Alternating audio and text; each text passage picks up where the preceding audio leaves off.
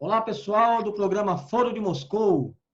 Hoje, segunda-feira de carnaval, a gente com um programa aí já preparado para vocês, que uns optam pela folia, outros não, viu, Bruno? Aí a gente tem que deixar uma opção, né, para esse pessoal que vai ficar em casa.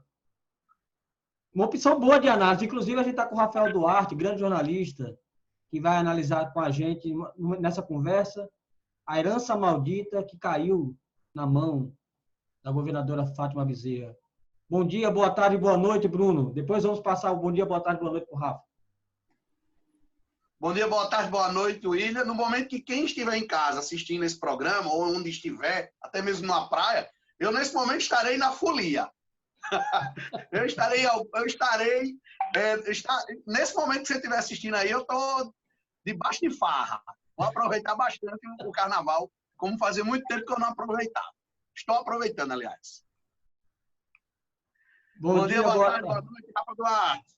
E aí, pessoal, William, Bruno, um prazer enorme estar participando aqui do Foro. Eu também não estou nem aqui, viu, Bruno? Faço nem ideia de onde eu vou estar nesse momento, enquanto a galera estiver vendo aí. Também quero aproveitar muito e agradeço demais o convite aí de vocês, um canal, mais um espaço muito bacana de debate, com esse viés progressista e também valorizando ainda mais o trabalho que vocês têm feito, a imprensa de Mossoró tem feito aqui no estado. E, Rafa, a gente também agradece muito o apoio que o Saiba Mais está dando para o Foro, publicando também meus artigos. Né? Você também tem sido um parceiro aí nessa luta aí, o jornalismo democrático, o jornalismo em prol das pessoas. É esse o nosso papel. Então, vamos começar, Rafa. Eu queria destacar um artigo seu aqui, eu vou compartilhar aqui, um artigo que saiu na semana passada, no site Saiba Mais. Diz o seguinte: o governo Fátima e as heranças malditas. Aqui, no seu texto, você vai trabalhando todos os abacaxis que a Fátima está tendo que descascar, né? Desde a questão da dívida com o funcionalismo e a reforma da Previdência. Como é que você construiu esse pensamento? Qual é a herança maldita que Fátima agora está tendo que assumir?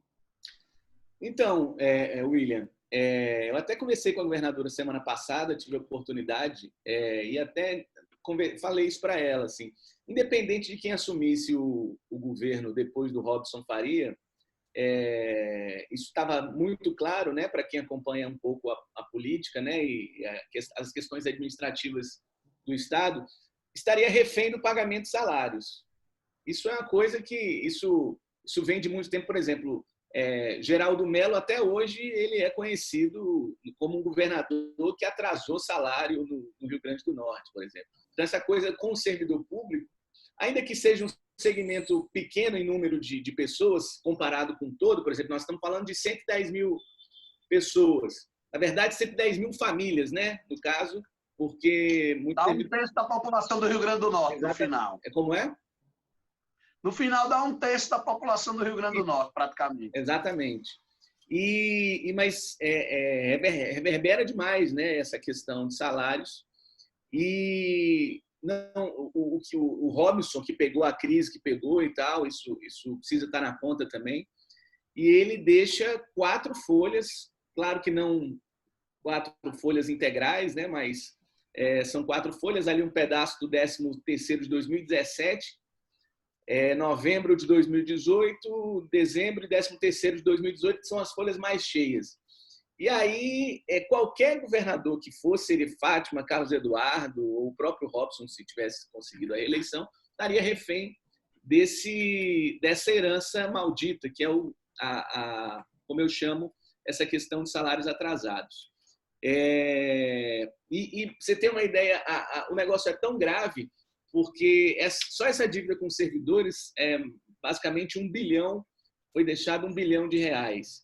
E esse montante, pequeno montante que o governo pagou, referente ao 13º de 2017 e novembro de 2018, dá quase 200 milhões, ou seja, ainda faltam 800 milhões, que são 2 folhas praticamente cheias, que ainda estão herdadas. Ou seja, a situação não é assim, pagou 2 e vai pagar 2 agora em 2020 e tal. é muito mais difícil, vai precisar de muito dinheiro extra, que é o que Fátima, a equipe dela, desde o início acho que desde a transição eles definiram isso. O que eu até coloco no artigo, que é uma questão foi uma estratégia até ousada, porque assim, se Fátima atrasasse um único mês de salário, ela perdia o discurso. Ela perdeu o discurso e a sociedade se voltaria contra a questão da credibilidade, da confiança. Então, essa é uma primeira herança maldita que eu chamo no texto. E a segunda é a reforma da Previdência, que ela é atrelada, é uma coisa que precisa ficar bem clara nisso, e não sei como é que está a comunicação do governo em relação a isso, mas não é questão de alternativa, é uma questão, é obrigatória agora. Então, por isso que eu coloco, e conversando com a governadora mesmo e tal,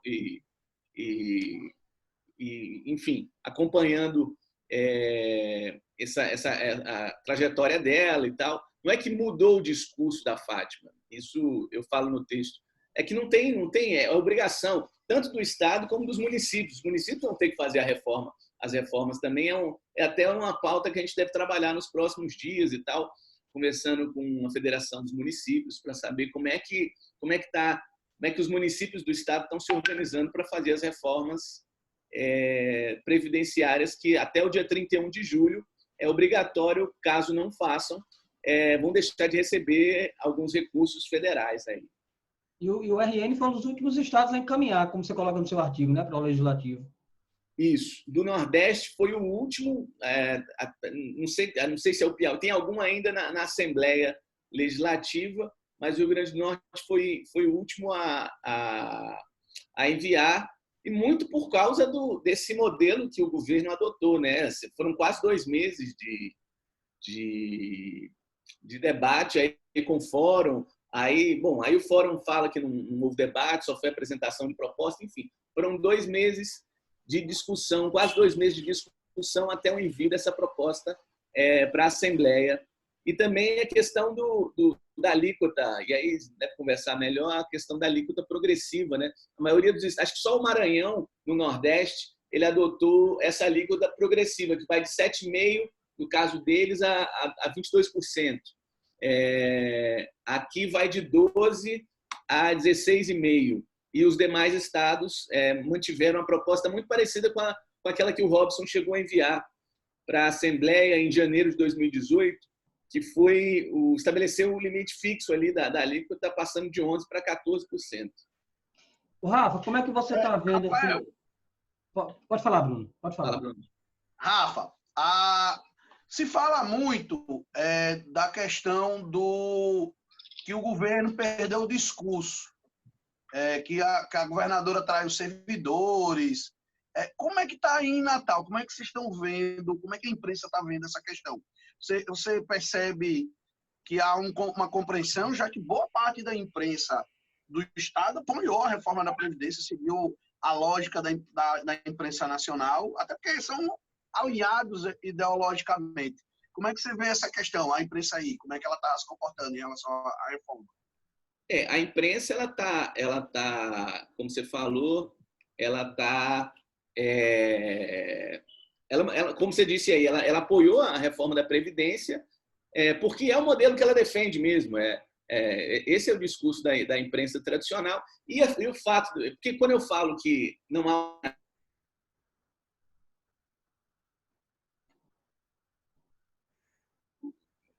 Falar os jornalões, não, só tem um, né? Assim, hoje em dia só tem a Tribuna do Norte e tal, como grande jornal assim, tradicional. Mas fora os outros veículos e tal, principalmente televisão e da internet aqui. Mas, enfim, e se agarrando exatamente a isso, assim, o fato de que o PT, historicamente, defendendo o PT e os outros partidos de esquerda, contra a reforma da Previdência Nacional, e agora tendo que fazer. E assim, aí não há muito clara por parte deles essa informação de que é uma obrigação, não é mais uma alternativa, né? E aí tenta passar essa coisa de que mudou o discurso, mas na verdade é isso que eu estou dizendo, não houve a mudança. Agora, assim, com relação aos servidores, o Fórum Estadual de Servidores ele está rachado, né? Isso ficou muito claro no final ali das negociações, onde a maioria dos sindicatos decidiu romper com a mesa de negociação.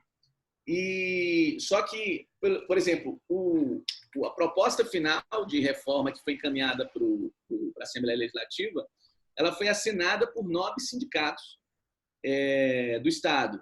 Aí você vai dizer, mas é a maioria dos que ganham mais. É verdade. A maioria dos sindicatos são dos servidores que ganham mais. Por exemplo, auditor fiscal, procuradores, mas também os sindicatos da polícia. Que apresentaram contraproposta também, né? Exatamente. Só quem apresentou, uma coisa que o governo sempre falou desde o início, é que só 2 sindicatos apresentaram proposta.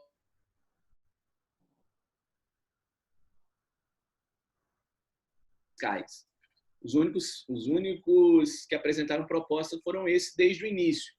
Então, na negociação fica difícil negociar se você não apresenta a sua pauta, a sua proposta e tal. Então, ficou bem complicado essa coisa para os servidores, que alguns sindicatos vão ter também que conversar com as suas bases, porque eles vão ser cobrados também, né? Como é que abandona uma negociação? Por exemplo, na primeira proposta do governo, a alíquota para quem ganha mais era de 18%.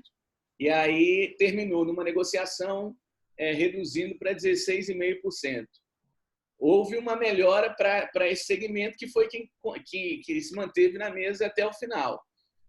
É uma coisa a se pensar também, né? Uma estratégia arriscada do fórum. Não sei se foi a mais correta.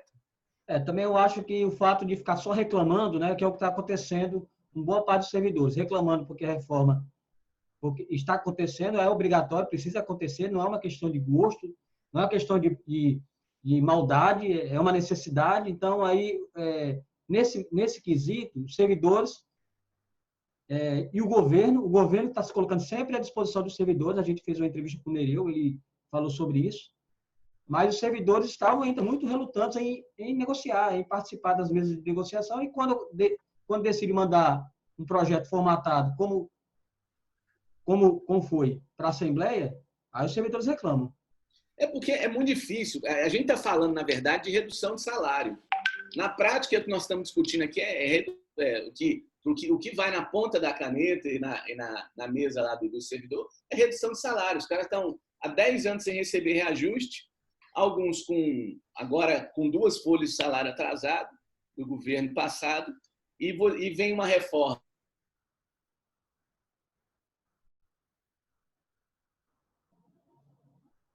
O salário de vocês vai diminuir porque vocês vão ter que contribuir mais para a Previdência. Então, a revolta,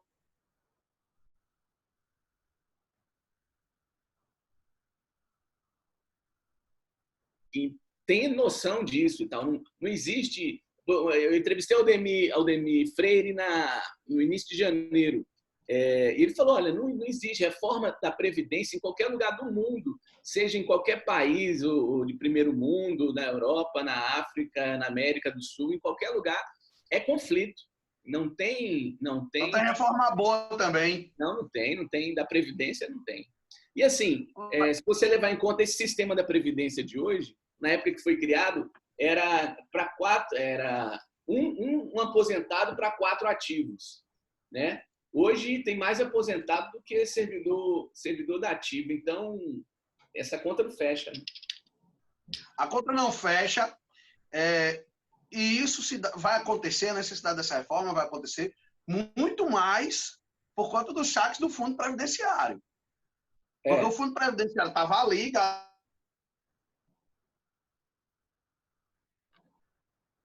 houve reposição. Então, isso gerou um rombo. É verdade. Então, o governo hoje, o IPL, não tem como fazer uma aplicação para render dinheiro, porque foi tudo sacado, raspado o Fundo Previdenciário. Então, a gente vai explicando. A origem dessa reforma é muito diferente da origem da reforma federal. As origens dessas reformas é diferente.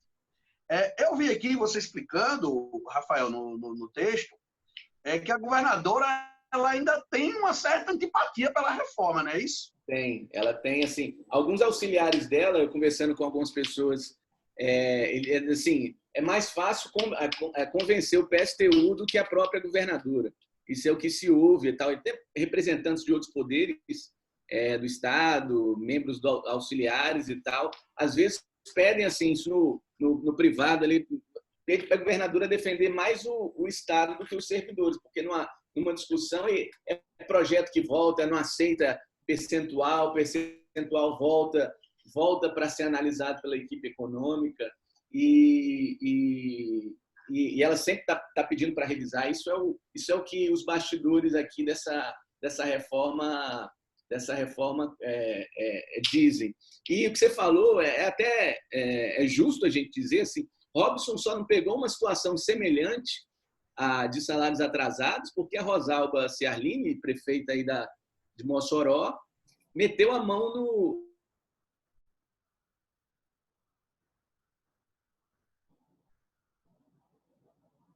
Agora pausa de crítica, viu? Na maior cara de pau, pausa de crítica da reforma. Sendo que ela tem que fazer uma reforma aqui também, viu? Tem, o Álvaro Dias também vai ter que fazer. Aqui com ela está só aumentando.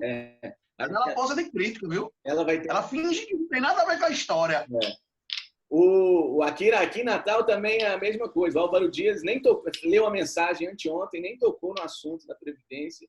Ele também que vai ter que fazer essa reforma, vai ter que fazer essas adaptações aí. E o que você falou está certíssimo, Bruno. O Fundo Previdência, por exemplo, acho que foi quase 1 bilhão, não foi o saque do fundo ao todo? Quase 1 bilhão. Quase 1 bilhão. A dívida com os servidores, olha, quase 1 bilhão. O que o governo tem que dar a mais de aporte para completar a folha dos aposentados são 130 milhões por mês. 1 bilhão, se o governo hoje tivesse esse dinheiro em caixa, provavelmente a situação dos aposentados talvez poderia amenizar muito, não digo que não fazer a reforma, mas amenizar muito. Porque hoje a questão mais, como não há saída para você não fazer essa reforma, aí precisa entender que a batalha foi perdida no passado, né? Em julho do ano passado, quando a reforma foi aprovada no Congresso. Mas agora é redução de danos. E aí nós vamos, a gente que acompanha mais, vocês aí, eu aqui em Natal, a gente vai ver muito deputado que é a favor da reforma previdenciária ainda mais cruel, ainda mais que penaliza mais os servidores, a mudar o discurso, né? A gente vai acompanhar isso agora. Coronel Azevedo. Coronel Azevedo já pediu vistas. Já entrou com pedido de vista para atrasar a reforma. E vai ter deputado também, viu, Rafa, que vai manter o discurso, como Kelps e José Dias, mas vão votar a favor e vão sangrar Fátima ao mesmo tempo. Eles vão manter o discurso favorável à reforma da Previdência, mas vão sangrar Fátima. Agora, eu deixo uma pergunta para vocês dois também aí, com relação a... Vocês acham que nas discussões ainda, é claro que está no âmbito legislativo, então vai haver algumas discussões. A proposta chegou lá com alguma gordura para ser queimada? De modo que pode, digamos, alcançar... É claro que não vai atender plenamente os interesses dos servidores. Uma coisa realmente pesa no bolso, como você colocou, Rafael. Mas tende a chegar numa situação mais amena possível? Olha, eu acho que sim. Geralmente os governos enviam com essa gordura, né? Eu não sei, vou ser bem sincero, não sei se essa gordura é muita, e até porque houve essa redução aí em relação aos maiores salários, mas e a primeira alíquota ali é de 12%, né? Se você... Eu acho que vão mexer nisso aí. Vão deixar os que ganham menos na casa dos 11%. Continuar, né, com a mesma... Porque o governo botou 12 para mexer nisso aí. É um palpite. Pode ser. Agora, sim, como é proposta de emenda à Constituição, não volta mais para veto, né? Agora tá com os deputados, né? Mas com certeza vai ter... O governo já botou essa alíquota aí de 12 para criar uma margem para negociar, para ficar em 11 e algum deputado apresentar emenda, porque ainda não sabe quem vai ser o relator, vai ter que formar uma comissão mista ainda, né? Isso. Uma comissão especial, perdão, porque é PEC. Então ainda vai formar essa comissão, já passou na CCJ, a gente até explicou, teve um chilique, porque passou rápido. Eu vi vereador, viu, Rafa? Rosa Albista. Rosa não negocia com ninguém, criticando porque passou rápido. Ora, tem proposta que chega de manhã na Câmara e é aprovada no mesmo dia. A gente vai ver muito oportunista. Assim, E CCJ é só para analisar a admissibilidade. Tem muito. E foi por unanimidade, né? E foi por unanimidade. Até a oposição reconheceu a constitucionalidade da reforma, do projeto, né? Que era para saber... A constitucionalidade era consensual, porque ficar demorando. Não tem isso.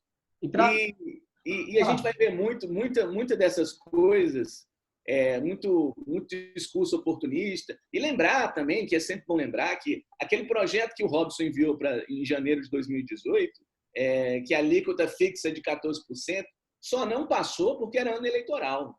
Aquilo ali era ponto pacífico, ia passar, se fosse no primeiro ano do governo dele ou no segundo ano do governo, aquele projeto passaria com a alíquota fixa, ou seja, independente de quem ganha mais ou quem ganha menos no Estado, contribuiria com o mesmo percentual. O Rafa, e a gente agora chegando no final do... E a minha grande crítica, viu? Só um minuto, William. A minha grande crítica à proposta de Robson era justamente isso aí. Ele botou 14% para todo mundo, não chamou o sindicato para negociar. Para mim, a reforma da Previdência é necessária, sempre foi necessária no governo do Estado por causa desse rombo previdenciário, mas era necessário negociar com os sindicatos e poupar quem ganha menos. Isso. É a ideia que eu sempre defendi. Olha só, eu queria chegar já, para a gente encerrar, e ainda abordando essa questão da herança, Rafa, tem uma matéria aqui no portal do RN, vou até mostrar aqui. Professores do Estado ameaçam fazer greve. Aqui é relacionado à questão do piso. Essa questão das greves já tende a ser considerada não só por conta no caso da educação agora, que está ameaçando entrar em greve, por conta dessa questão do reajuste do piso, mas também com relação à reforma, né? Então, o governo Fátima vai enfrentar esses movimentos aí, né? Está meio que previsto, não está? Acho que sim. Acho que não li a matéria ainda, estava em outra pauta, mas agora a reforma da Previdência vai puxar muita coisa, né? E assim, ali é a disputa dentro do sindicato, não é só sindicato com o governo. Ali vai muito da disputa dos sindicatos, por exemplo. O Sindicato dos Professores, é um barril de pólvora ali, né? Você tem o PT que controla o sindicato há muito tempo, mas você tem ali o pessoal do PSTU e tal, o pessoal ali muito forte também nas bases. Então, de longe não é consenso ali essa pauta.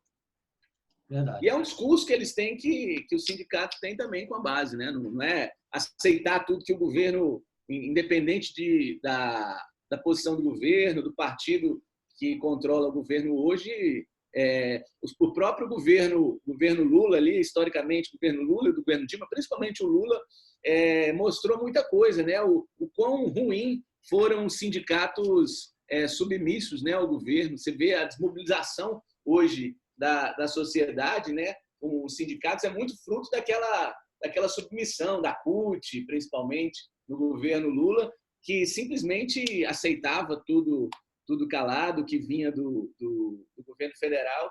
E aí hoje a gente está vendo essa desmobilização toda aí, com essa quantidade de ataques e retrocessos que a sociedade vem sendo vítima aí. Bruno, quer encerrar com algum... Não, eu queria só comentar, Rafa, como é que ser praticamente uma voz isolada numa imprensa tão conservadora como a de Natal. Rapaz, aqui, pelo menos, só uma coisa, viu, Rafa? Aqui em Mossoró é mais dividido, viu? Por incrível que pareça. Não, E assim, vocês fazem um trabalho incrível, assim.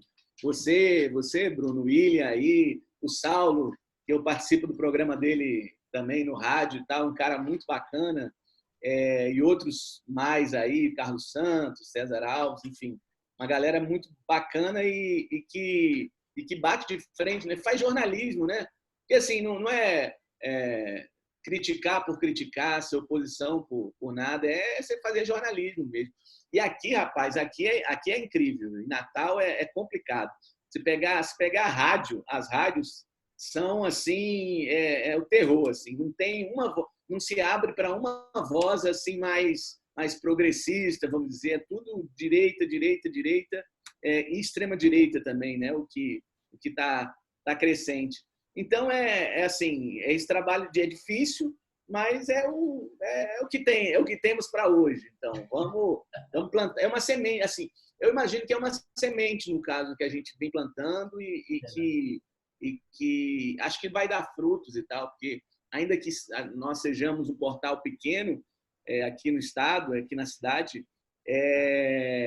isso vai dar fruto, a gente tem um reconhecimento e que outras iniciativas surjam. Eu aposto muito nisso, sabe, Bruno? Assim, nesse tipo de iniciativa, com pequena mesmo, com nada grande, não, é pequeno, um passo de cada vez, sem dar um passo maior que as pernas. Acho que a gente chega lá. É verdade. Eu acho que beleza, Rafa, parabéns aí por fazer esse trabalho magnífico na agência Saba Mais. A gente tem uma grande admiração desde o primeiro dia que você lançou. Eu fiquei empolgado com o projeto porque a gente precisa disso, precisa de ousadia, coragem. Não é fácil ser da mídia progressista, ter uma postura progressista na mídia. A gente colhe aí, meu Facebook é um inferno. Eu acho que eu sou disparado com o jornalista mais xingado do estado. Sou xingado diariamente. Sou muito alvo de haters. Mas a luta é essa, a gente tem que seguir em frente. Se a gente quiser melhorar o mundo, melhorar a sociedade que a gente vive, a gente tem que dar a cara para bater e não fazer jornalismo na zona de conforto. E você faz isso. Tá de parabéns. Tem que ser ousado mesmo para fazer diferente. Eu costumo dizer aqui, Bruno e William, assim, que tem muita gente que fala o jornalismo está em crise, o jornalismo está em crise. Eu acho que o jornalismo não está em crise, não. Eu acho que alguns formatos de comerciais, né, de empresas jornalísticas, eu acho que está em crise, sim. E é bom que esteja em crise, porque não é o público que esse tipo de empresa e esse tipo de jornalismo serve. E eu costumo dizer assim, hoje a forma como em relação a legislações, em relação a mecanismos, nunca foi tão importante você fazer o jornalismo, e o jornalismo nunca foi tão importante para a sociedade no momento em que a democracia brasileira institucional está, sim, sob risco.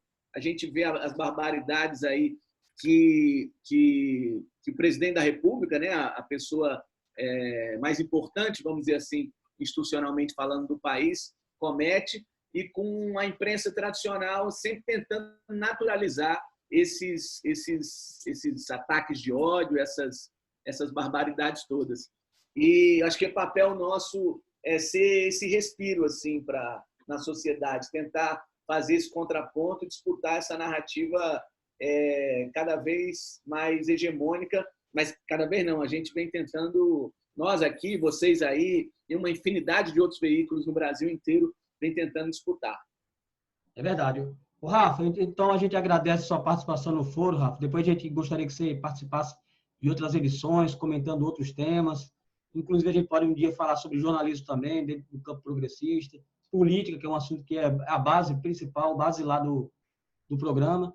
Mas a gente agradece mesmo o convite, viu? Suas considerações, e vamos montar essa rede de imprensa progressista de forma que a gente juntos possa fortalecer um ou outro e o discurso e esse jornalismo em prol das pessoas. Valeu, William. Obrigado aí. Valeu, Bruno. Todo mundo aí que assistiu nessa segunda-feira de carnaval. Não estarei aqui, é bom dizer isso, mas estamos juntos. Obrigado aí.